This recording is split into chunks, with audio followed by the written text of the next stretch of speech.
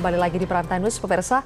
Bang Iqbal, tidak lama setelah ada tawaran kursi Cawagup katanya dari koalisi Prabowo yang disampaikan Presiden Anda, muncul ini manuver PKS ingin mengusung Sohibul Iman, kemudian memberikan 2 opsi kepada Anies. Ada kaitannya nggak sih, Bang Iqbal? Ya, saya kira juga itu kan istilahnya omon-omon ya. Kita nggak tahu detail siapa yang menyebutkan, dari mana sumbernya. Yang jelas kami sebagai partai politik juga kan selalu ditantang oleh publik. PKS ini apa nggak punya kader, apa nggak punya tokoh. Dan ini tentu saja menjawab pertanyaan publik itu. Jadi bagi kami, ini adalah momentum. Kehadiran Pak Sohibul Iman pada pilkada kali ini momentum, karena kami juga pernah menang pemilu, ya nggak bisa mengusung juga.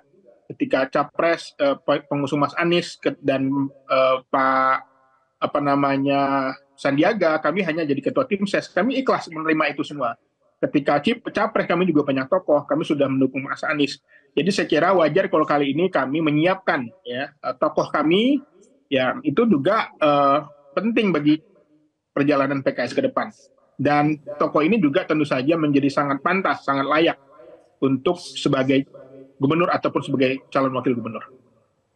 Oke, Mas Burhan, jika nanti kondisi membuat PKS tetap mengajukan nama Sohibul Iman sebagai bakal calon gubernurnya tanpa Anies, apakah posisi ini sangat membuat PKS itu punya peluang menang di Jakarta, atau PKS harus betul-betul menimbang meskipun menang di Pileg di Jakarta menjadi pemenang eksekutif itu cerita yang berbeda? Apakah demikian, Mas Burhan? Ya, jadi begini ya, Zilvia ya. Dalam teori itu ada namanya office seeking party, ada policy seeking party.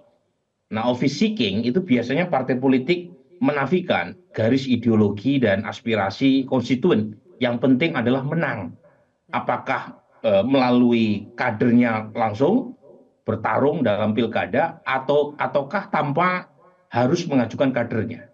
Yang penting mendukung calon yang potensial unggul. Sementara policy seeking itu kebalikannya.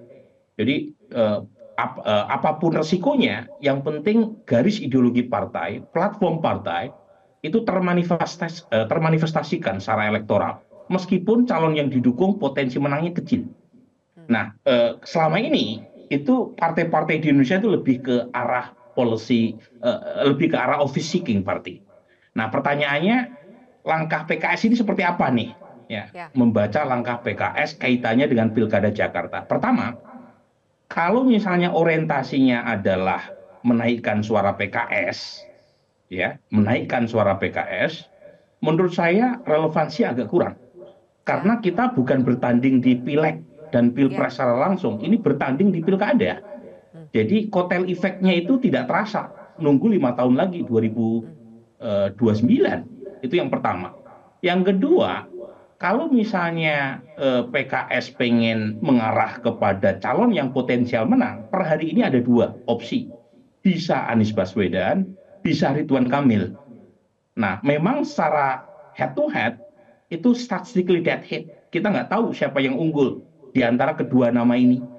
Nah, makanya sangat tergantung oleh dinamika politik dan konstelasi politik nasional. Apakah ke Anies ataukah ke Ridwan Kamil? Kalau dari sisi policy seeking, basis PKS itu lebih mudah untuk diarahkan mendukung Anies ketimbang mendukung Ridwan Kamil. Ini kalau orientasinya adalah policy seeking, yaitu garis ideologis konstituen PKS itu lebih dekat ke Anies. Tapi kalau arahnya itu bukan ke policy seeking, tetapi office seeking, mungkin PKS bisa melirik juga Ridwan Kamil. Karena Ridwan Kamil juga punya potensi menang. Jadi lagi-lagi pada titik semacam ini memang tidak clear ya, dan mungkin masih menunggu 1 bulan ke depan mana yang dipilih oleh PKS. Apakah tetap maju sendiri dengan Sohibul Iman sebagai calon gubernur? Dan saya harus mengatakan secara empirik dari 6.000-an survei pilkada yang pernah kami lakukan, umumnya tidak ada calon yang bisa meroket dalam waktu singkat kecuali ada momentum luar biasa. Nah, per hari ini Mas Sohibul Iman dengan segala kelebihannya, ya, mantan rektor Paramadina, peneliti S1, S2, S3 di Jepang, ya, mantan presiden PKS yang sukses menaikkan suara PKS secara luar biasa, kemudian juga mantan wakil ketua DPR, tetapi secara elektoral masih sangat tidak kompetitif di Jakarta. Jadi lagi-lagi ini pilihan yang ya ujungnya Bung Iqbal dan Majelis Syuro PKS yang harus menentukan ke arah mana ya PKS akhirnya menentukan pelabuhannya. Oke, baik. Bang Iqbal, jika ternyata Gayung tidak bersambut ya, ternyata Anies tidak berlabuh dengan PKS begitu ya. Apakah PKS sudah menyiapkan skenario berikutnya? Dan kalaupun Sohibul Iman tidak juga mendapatkan baca wagub, apakah mungkin malahan Sohibul Iman nanti bersanding ditawarkan untuk ke koalisi Prabowo bersanding dengan RK? Ya, semuanya masih panjang ya proses ini saya kira. Untuk itu memang kita perlu berhati-hati, perlu mendalami lebih jauh secara saintifik juga, survei dan lain-lain. Tetapi lagi-lagi hubungan PKS dan Anies itu sudah sangat dekat. Kami sudah berkomunikasi sejak lama, pernah memenangkan pemilu bersama. Tentu saja ini menjadi value, nilai yang tidak mudah dihapus, tidak mudah dipisahkan. Ya, dan kami memahami tentu saja pemilih PKS pasti tentu saja juga ada yang berharap tetap bersama Pak Anies. Dan kami mendengar semua aspirasi itu, para tokoh, para ulama, ya, para tokoh-tokoh politik juga menyampaikan aspirasi itu. Tetapi ini semuanya belum final. Tentu saja kita lihat nanti kalau memang Pak Anies bisa bergabung berlayar dengan Pak Sohibul Iman, saya kira ini sebuah kekuatan yang dahsyat bisa memenangkan pemilu di Jakarta ini. Baik, kalau begitu kita tunggu manuver apa lagi, dinamika apa lagi akan terjadi 1-2 bulan ke depan. Terima kasih Bang Iqbal, Mas Huda dan juga Mas Burhan. Terima kasih sudah bergabung bersama kami di Prime Time News hari ini. Jelajahi cara baru mendapatkan informasi. Download Metro TV Extend sekarang.